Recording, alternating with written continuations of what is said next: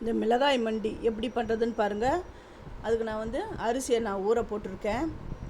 அந்த அரிசி ஊறின தண்ணியை தான் விட்டு புளியையும் ஊற வைக்க போகிறேன். இப்போ அரிசியை நல்லா பேஸ்ட் மாதிரி அரைச்சி எடுத்துகிட்டு வந்துடணும்.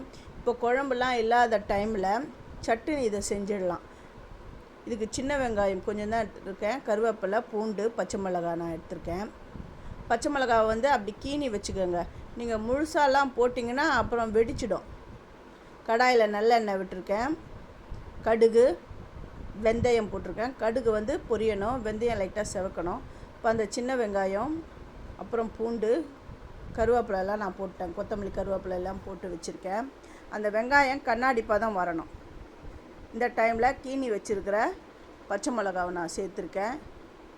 இது எல்லாம் நல்லா வதங்கின உடனே இதுக்கு மஞ்சள் பொடி, தேவையான அளவு உப்பு, டேஸ்ட்டுக்கு ஏற்ற உப்பு சேர்த்துடணும். இது எல்லாம் நல்லா ஒன்று சேர வதக்கி விட்டுட்டு இது வேகிறதுக்கு கொஞ்சமாக தண்ணி விடணும்.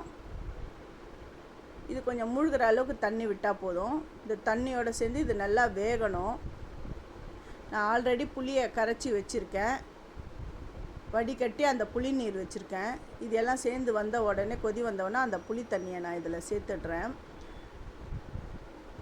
இப்போ அரிசி மாவை அரைச்சி வச்சுருக்கேன் இல்லையா, அதை எடுத்துகிட்டு வந்து இந்த மண்டியில் ஊற்றிடணும்.